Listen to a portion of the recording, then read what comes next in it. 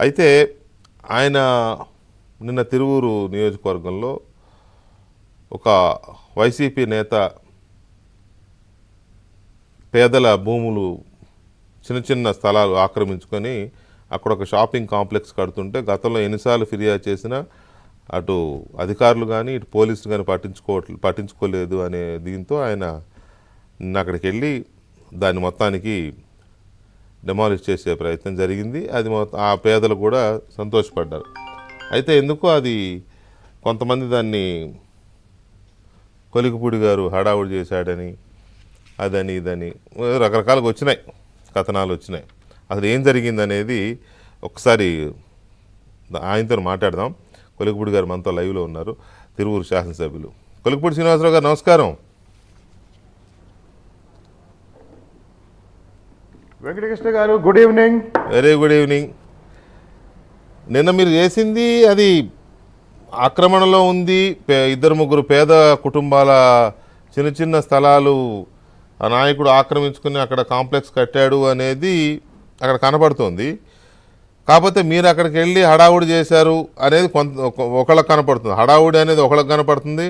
లేకపోతే మీ నియోజకవర్గ ప్రజల తరపున పేదల తరపున వెళ్ళారు అనేది ఇంకొకళ్ళకి కనపడుతుంది.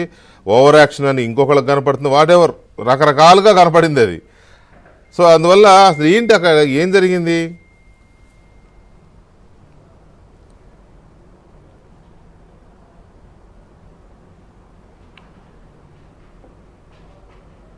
సార్ అది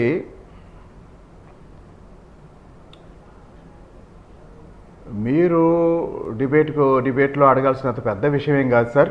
ఓకే.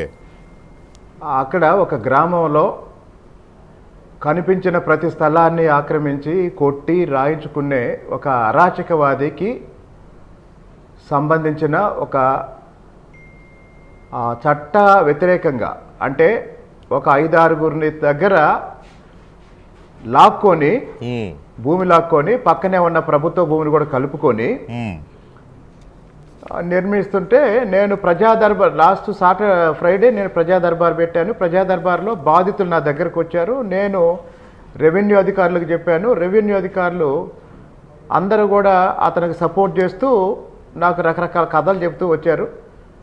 గ్రామ స్థాయిలో, మండల స్థాయిలో, ఆర్డీఓ స్థాయిలో అందరికీ చెప్పిన తర్వాత బాధితుల గురించి ఎవరు పట్టించుకోపోతుంటే అప్పుడు నేనే వచ్చి అక్కడ నిలబడ్డాను. నేను వచ్చిన 2-3 గంటలకి జేసీబీ వచ్చింది. అంతే తప్ప అక్కడ ఎవరో యూట్యూబ్లో 4 వీడియోలు చేసుకొని ఆ డబ్బులు సంపాదించుకునే వాళ్ళకి కొలికిపూడి శ్రీనివాసరావు ఏదో చేశాడని సెన్సేషనల్గా వీడియోలు పెట్టుకుంటున్నారు. తిరువూరు ప్రజలు ఎవరైనా, తిరువూరు నియోజకవర్గ ప్రజలు ఎవరైనా కొలికిపూడి శ్రీనివాసరావు తప్పు చేశాడు అంటే నేను రాజకీయాలు వదిలేసి వెళ్ళిపోతా. అంటే ఆ నాయకుడు, ఆ బిల్డింగ్ కట్టిన నాయకుడు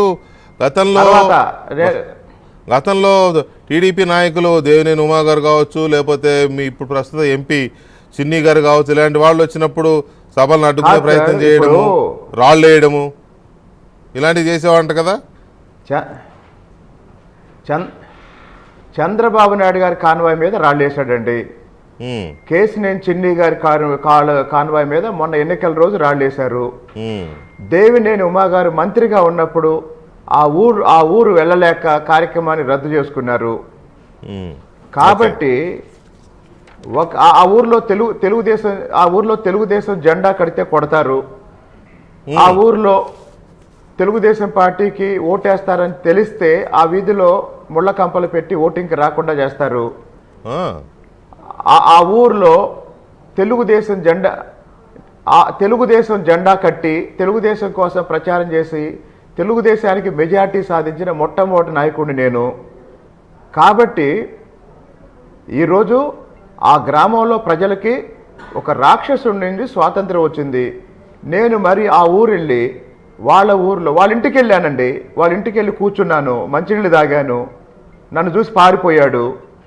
వాళ్ళ ఇంట్లో ఆడవాళ్ళతో మాట్లాడాను. పెన్షన్ వస్తుందా, మిగతా వివరాలన్నీ తెలుసుకున్నాను.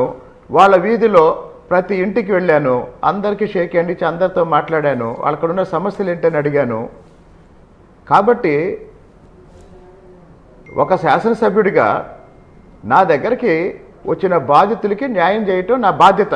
అవును అది కదా. అధికారులు ఈ రోజుకి కూడా చాలా మంది అధికారులు వైసీపీ నాయకుల సేవలోనే తరిస్తున్నారండి. ఇది ఒక సేదు వాస్తవం. అవును, రైట్. మొత్తం మీద ఫైనల్గా ఎవరైతే స్థలాలు పోగొట్టుకున్నారో ఆ పేద కుటుంబాలు హ్యాపీనా నిన్న నుంచి? అంటే మొత్తం బాధితులు ఒక 100 కుటుంబాలు ఉన్నాయండి. స్థలాలు, ఇళ్ళు, ఓ, రకరకాల ఆస్తులు లాక్కున్నారు. సో వీళ్ళందరి చేత ఇప్పుడు 100 మంది చేత కేసులు పెట్టించి ప్రతి కేసులోనూ చట్టపరంగా శిక్షించబోతున్నాం. Right, okay. ఎనీవే, ఇప్పుడు నిజంగానే బాధితుల్ని పేదల్ని అలాగా హింసించే వాళ్ళని అయితే ఎంతవరకు వెళ్ళైనా ఇది చేయొచ్చు, తప్పేం లేదు. Okay, anyway, right. ఇక మనం అమరావతికి సంబంధించి వాళ్ళ కార్యకర్త సార్ ఒక్క నిమిషం వెంకటకృష్ణ గారు ఒక్క నిమిషం సార్. చెప్పండి. తిరువూరు నియోజకవర్గంలో కార్యకర్తలను కాపాడుకోవటానికి నేను ఎంతవరకైనా వెళ్తానండి. రైట్ అండి, రైట్. సో ఇక మనం ముఖ్యమంత్రి చంద్రబాబు నాయుడు గారు ఇవాళ అమరావతి